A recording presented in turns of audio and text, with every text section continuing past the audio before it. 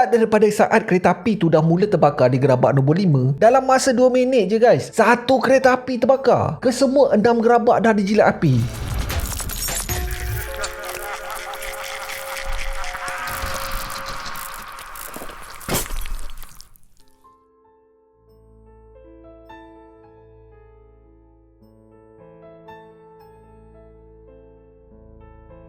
Assalamualaikum, nama aku Abang Boy dan welcome to channel Abang Boy TV, di mana Abang Boy akan mengupas kes-kes true crime, kisah misteri seram dan pelik yang terjadi di serata dunia. Dan kalau korang berminat dengan benda-benda dark macam ni, korang berada di channel yang paling sesuai untuk orang-orang aneh dan eksotik macam Abang Boy ni. Di akhir video, kalau korang suka dengan konten ni, Abang Boy sangat-sangat appreciate kalau korang boleh belanja Abang Boy satu like, dan mungkin juga korang boleh consider untuk subscribe dan tekan bell notification button tu supaya tak terlepas video Abang Boy yang akan datang. Kalau korang ingat lah, hari tu Abang Boy ada cover satu tragedi feri karam MVC World yang merangkut seramai 306 nyawa. Kalau korang perasan lah, ada satu klip Abang Boy mainkan di mana mangsa ada mention pasal satu tragedi yang membabitkan satu kemalangan di subway. In case korang terlupa, Abang Boy mainkan balik video klip tu. 안전하니까 가만히 있으라고. 그러고 주는 거야. 지네끼리 나오고. 영어 왜다 그러잖아. 그 지하철도 그렇잖아. 안전하니까 좀만 잊어달라고 했는데 지하철 무서운데. 우리 진짜로 이만큼 귀여운 거야. 진짜야 나간 이거. 사람들은 살고.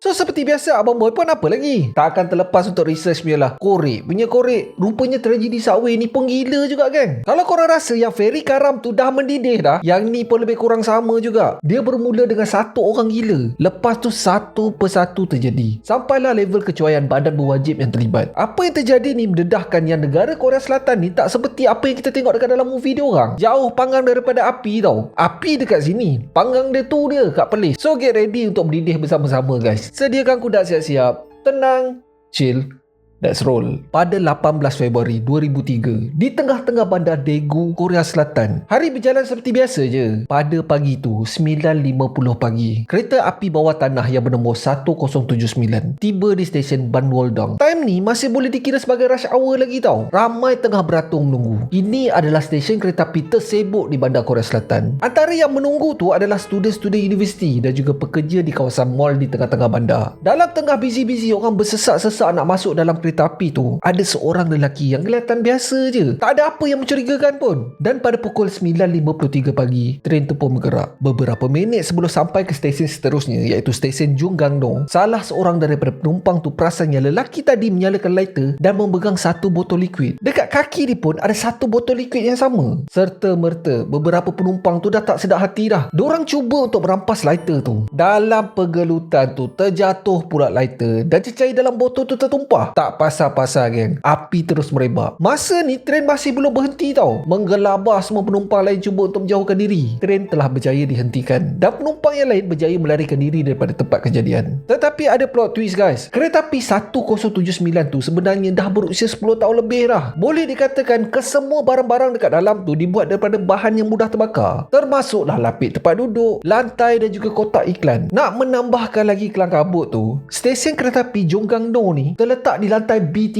lantai paling bawah, dan kedudukan di paling bawah tu menjadi isu dalam usaha menyelamat. Tak tahulah sebab apa, dekat lantai B3 tu hanya ada pengesan asap dan juga alat pengesan api je. Sprinkler air langsung tak ada kan. Bukan takat tu je, alat pemadam api pun tak ada. Dekat dalam train tak ada, dekat dalam platform pun tak ada. So masa tengah dalam panik-panik tu, salah seorang daripada penumpang menarik alarm emergency. Tetapi korang tahu tak apa yang jadi? Pekerja di pusat kecemasan boleh ignore disebabkan diorang ingatkan benda tu adalah prank. Operator kereta api 1079 yang bernama Choi Jong Hwan tak inform pula dekat pusat kawalan tentang apa yang terjadi ni. Dia punya panik sampai tak peduli langsung dengan penumpang lain tau. Dia caw terus je. Nak menambahkan lagi dia punya panik tu, disebabkan penggera tu dah berbunyi, pintu penghadap api di level B1 dan B2 terus tertutup secara automatik. So benda ni menghalang semua orang daripada keluar daripada stesen tu. Semua laluan keluar dah dihadang oleh pintu penghadap api. Tak daripada saat kereta api tu dah mula terbakar di gerabak nombor 5, dalam masa 2 minit je guys, satu kereta api terbakar. Kesemua 6 gerabak dah dijilat api. Dah lah passenger semua terperangkap. Sekarang ni diorang kena berhadapan dengan satu masalah pula, iaitu asap toksik. Berkepul-kepul asap hitam memenuhi ruang B3 dan B2. Pada masa semua ni terjadi, tak ada seorang pun daripada pusat kawalan buat announcement pasal kebakaran tu. Orang luar tak tahu pun apa yang terjadi tau. Termasuklah operator kereta api 1080 di laluan bertentangan. Dia membawa 80 penumpang pada masa tu. Elok je dia drive train tu, terkejut dia tengok api menyala-nyala. Dia pun tak sempat berhenti dah. Satu-satunya jalan selamat adalah untuk jalan terus. Tapi korang nak tahu tak apa yang dia buat? Dia berhenti betul-betul sebelah train yang terbakar tu weh. Sebabnya sebelum tu dia sempat call pusat operasi dan bagi tahu apa yang terjadi ni. Tetapi pegawai di pusat operasi tu mengatakan tak ada apa yang perlu dirisaukan. Benda tu hanya kemalangan kecil je. Pegawai tu menasihatkan operator train tu memberhentikan penumpang di stesen Junggang No. So itulah yang dia buat. Api tengah marak ni geng. Selamba je dia park betul-betul sebelah train yang terbakar tu. Apa kebijak je hai. Mula-mula tu operator tu start buka pintu untuk mengeluarkan penumpang. Baru je penumpang nak berbusu-busu keluar, dia tutup balik geng.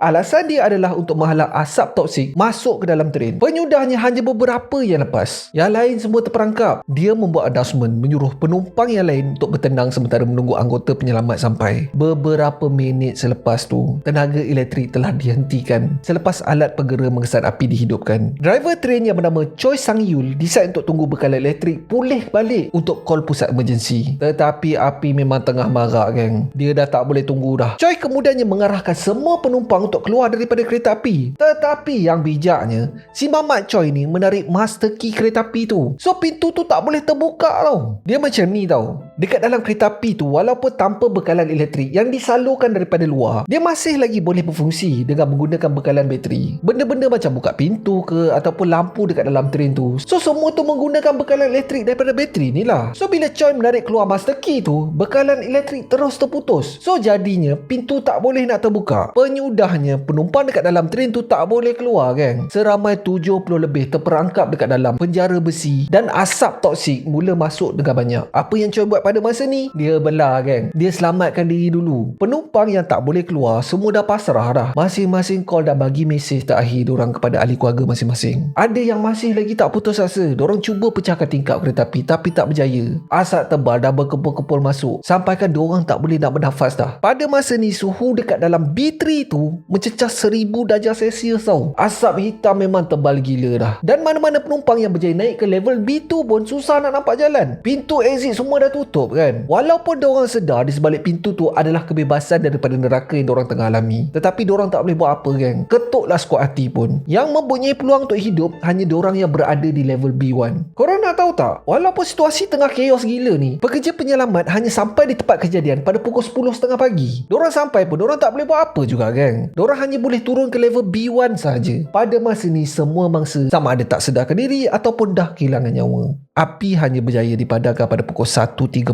tengah hari. Tetapi anggota penyelamat terpaksa menunggu selama 3 jam untuk usaha menyelamat. Ini disebabkan dekat dalam stesen tu tak ada sistem pengudaran yang baik. Asap toksik masih banyak lagi dekat dalam tu. So diorang kena tunggu asap tu habis dulu baru diorang boleh masuk. Seramai 1,600 anggota penyelamat bertungku lumus untuk mengeluarkan mangsa daripada tempat kejadian. Anggota penyelamat dapat tengok ramai gila mangsa yang bertindan di pintu kecemasan yang dikunci. Boleh nampak kot dekat muka diorang yang diorang ni takut gila sebelum kematian. Ramai yang mati ni disebabkan menghidu gas beracun. Level B3 usah cakap lah. Memang barai teruk geng. Kereta api 1079 dan 1080 memang dah rentung dah kena jilat api. Tinggal rangka je geng. Api tu punya barak sampai ke kaunter menjual tiket pun terbakar. Keadaan mangsa pula memang dah rentung guys. Tak ada langsung cara untuk mengenal pasti mangsa. Orang nak tahu tak dekat mana Mamat yang menjadi punca kebakaran ni? Saksi mengatakan yang lelaki tu telah dikesan berada di hospital menerima kerawatan tau. So siapa sebenarnya lelaki ni? Lelaki ni bernama Kim Dae-han. Dia adalah seorang pemandu teksi yang berusia 56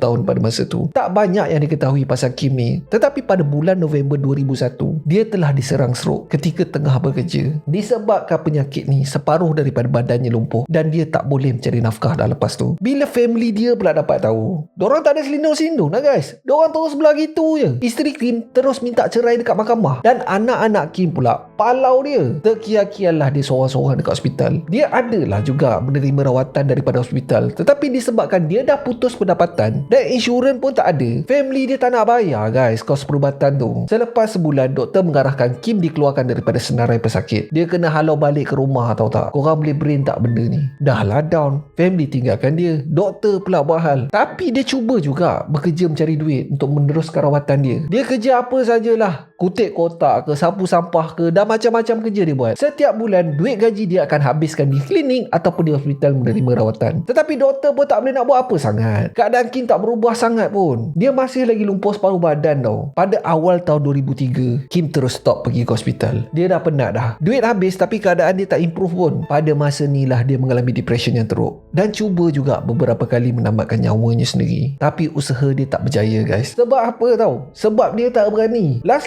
dia decide dia akan menamatkan nyawa dia sendiri. Tetapi dia tak nak buat seorang-seorang. Dia nak bawa kawan-kawan sekali. Dia menyalahkan masyarakat sebab membiarkan dia seorang je yang menderita. Pada hari Selasa 18 Februari 2003, dia memilih untuk menaiki train awal pagi dan memulakan plan dia. Kalau diikutkan, dia sebenarnya nak datang awal lagi. Masa orang tengah kelang kabut nak pergi kerja tu. Tetapi dia terpaksa singgah ke kedai untuk membeli gas petrol. Gila weh. Kalau si Kim ni datang awal, rasanya lagi ramai orang yang mati. Penyelamat telah berjaya mengeluarkan seramai 198 mayat mangsa. Kebanyakannya mati akibat lemas tersedut gas beracun. Di antara 198 mangsa tu, 3 daripadanya telah dikenal pasti dengan bantuan DNA. Dan lagi 3 tak dapat dikenal pasti sampai ke hari ini tau. Dan nak lagi menyedihkan, 1 daripada mangsa rentung ni tak ada sisa pun. Yang ada hanya barangan si mati. Sementara tu seramai 151 orang mengalami kesan melecur dan kecederaan ringan. Termasuklah Kim Dae-han. Apa benda siut? Orang yang nak menamatkan nyawa sendiri elok je sihat. Padahal orang lain yang tak bersalah pula yang menjadi mangsa tak pasal-pasal. Kalau betul kau nak mati, yang kau caw kenapa? Kau tunggulah situ. Aduh, part tu abang boy tak boleh berenduh. Apa yang terjadi ni membangkitkan kemarahan rakyat. Mereka berprotes di jalanan membantah kerajaan yang selalu memberi kontrak kepada syarikat-syarikat yang menggambarkan sikap acuh tak acuh dalam keselamatan penumpang.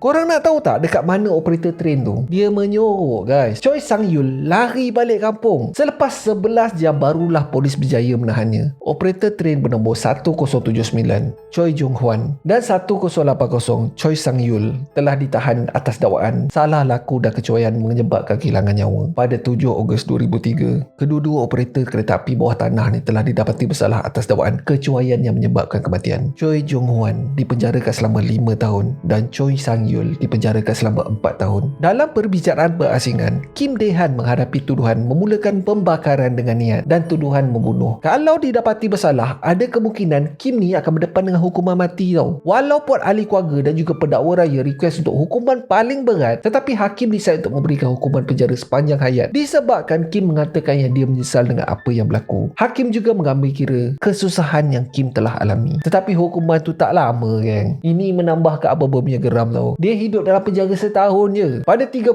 Ogos 2004, Kim telah dikejarkan ke hospital disebabkan dia tak sedarkan diri. Dia telah diisytiharkan mati sesampainya di hospital. Penyebab kematian adalah kegagalan organ dalaman dan serangan strok semasa di penjara. Selepas daripada insiden ni, pihak pengelola kereta api dan juga badan berwajib berjanji untuk memperketatkan tahap keselamatan di setiap stesen. Bahan-bahan dalaman kereta api telah digantikan dengan bahan yang tidak mudah terbakar. Selepas daripada kejadian ni, 6 stesen telah ditutup untuk diubah suai supaya menepati piawaian bomba. Kereta api sambung beroperasi pada penghujung bulan April 2003. Entahlah guys, selalulah Abang Boy tengok kan, kalau tak jadi apa-apa, pihak berkuasa selalunya buat acuh tak acuh je dengan ciri keselamatan. Korang bayangkanlah, sebelum terjadinya kebakaran, tak ada langsung alat pemadam api dekat dalam platform ataupun dekat dalam train tau. Lepas dah kehilangan nyawa, barulah terhegeh nak upgrade itu dan ini. Sebelum tu benda-benda macam ni tak terlintas kat dalam kepala otak dia orang ke? Sama jugalah dengan tragedi kapal karam MV Seaworld tu. Sebab kecuaian juga, 300 lebih nyawa melayang tak pasal-pasal begitu je. Tragedi kebakaran kereta api Daegu adalah tragedi terburuk dalam sejarah Korea Selatan yang melibatkan mangsa yang ramai dan berpunca daripada seorang je. Sampai ke hari ini tau, family mangsa masih merasakan yang mereka tak dapat apa-apa pembelaan langsung. Yang Mamat Kim ni pun,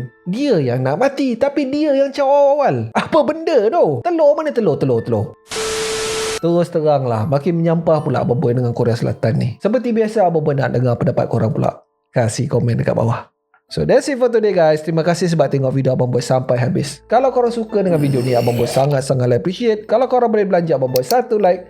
Dan mungkin juga korang boleh consider untuk subscribe dan tekan bell notification button tu supaya tak terlepas video Abang Boy yang akan datang. So akhir kata, jangan nakal-nakal, be awesome, stay creepy.